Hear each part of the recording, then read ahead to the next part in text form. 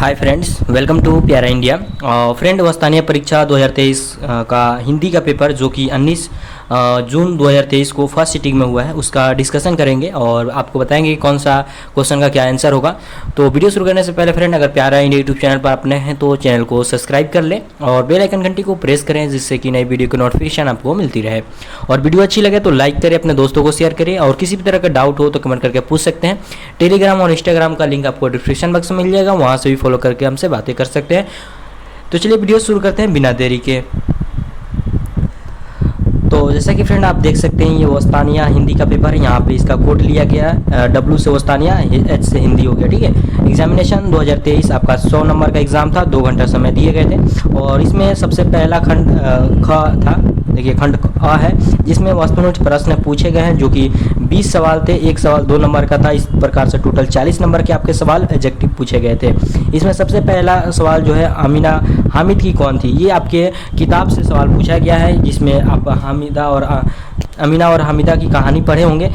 तो ये उसकी दादी थी। ठीक है, इसका आंसर 2 हो जाएगा।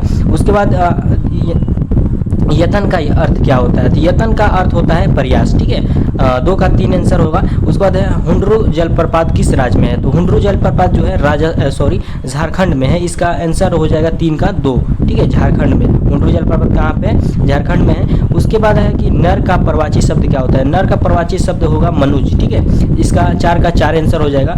5वां सवाल है कि खुशबू रचे हाथ कविता के लेखक कौन है, तो इसके लेखक अरुण कमल हैं। इसका 2 आंसर हो जाएगा। ये भी आपके किताब से सवाल पूछे गए थे। लगभग जो भी सवाल हैं सभी आपके किताबी से पूछे गए हैं, इसलिए आपसे हम बार बार बोलते हैं कि आप अगले साल या कभी भी वस्तानिया की परीक्षा देने वाले हैं या वो फोकानिया मौलवी जो भी एग्ज़ाम देने वाले हैं, अपने किताब को फॉलो करें, किताब से पढ़ें, उसके बाद गाइड को एग्ज़ाम के समय पढ़ें। मगर बच्चे क्या करते हैं, किताब फॉलो नहीं करते हैं, किताब पढ़ते नहीं हैं, ना ही मदरसा में जाते हैं और डायरेक्ट कुंजिका या गाइड लेकर बैठ जाते हैं गेस्ट पेपर, जिससे कि उनको फ़ायदा नहीं होता है। आप किताब पढ़े रहेंगे तो आपको ये सारी चीज़ याद रहती है और आसानी से आप बना सकते थे। उसके बाद यहाँ पे 6 नंबर सवाल है कि कान देना। कान देना का अर्थ हो, मुहावरा का अर्थ क्या है, तो ध्यान देना है। ठीक है, 1 होगा, 6 का 1। उसके बाद 7वां नंबर सवाल है पद्मा कौन थी, तो पद्मा कौन थी, ये इनमें से कोई नहीं होगा। ऑप्शन 4 होगा, क्योंकि देखिए कलिंग राजा की कन्या की नाम भी नहीं था और सम्राट अशोक की पत्नी का भी नाम नहीं था, दासी भी नहीं थी। ये पद्मा जो थी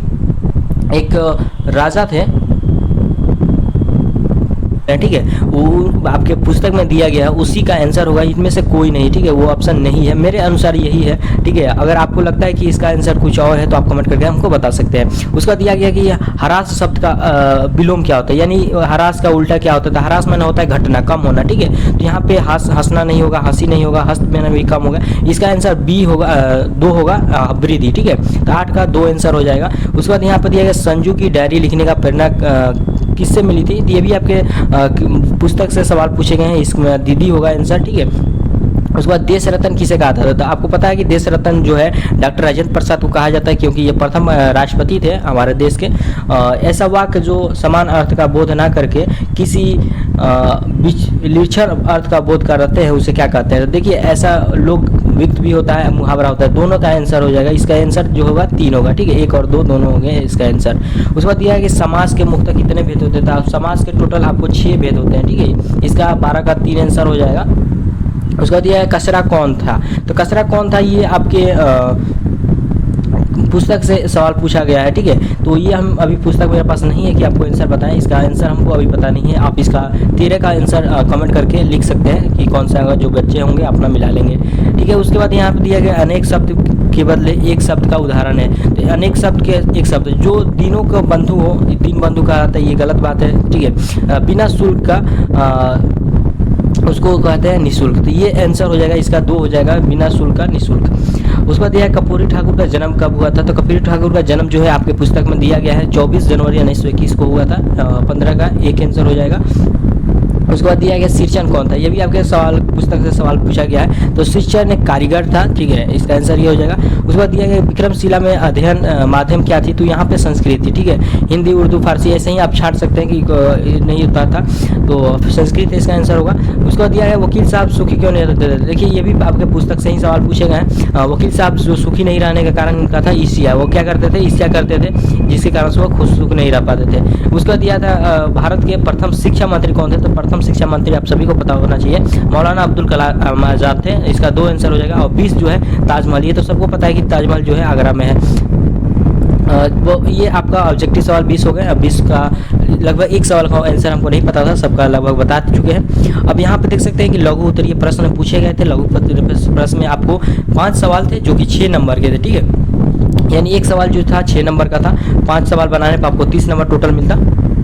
यहाँ पर पहला सवाल पूछा गया है कि अपने विचार से सिंचन का महत्व कम क्यों हो गया। तो ये आपके पुस्तक से सवाल है। निराला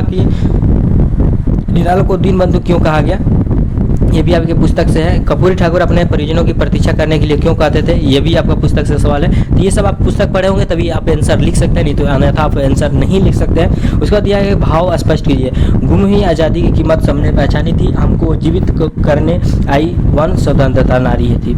ये आपको इसका भावार्थ लिखना था, ये भी आपको पुस्तक से ही पूछा गया था। देख सकते हैं यहाँ पे जो 24 नंबर सवाल है इसमें देखिए अथवा करके 2 सवाल दिए गए। या तो आपको ये दोनों का आंसर देना था, या तो आपको ये नीचे जो दिया गया है कि बाल गोविंद भगत ने अपने बेटे की मृत्यु पर अपनी भावनाएं किस प्रकार व्यक्त की थी, तो कोई इसमें से एक अथवा जो दे दिया है, तो 24 नंबर सवाल में कोई एक आपको आंसर यहाँ पे देना था, ठीक है।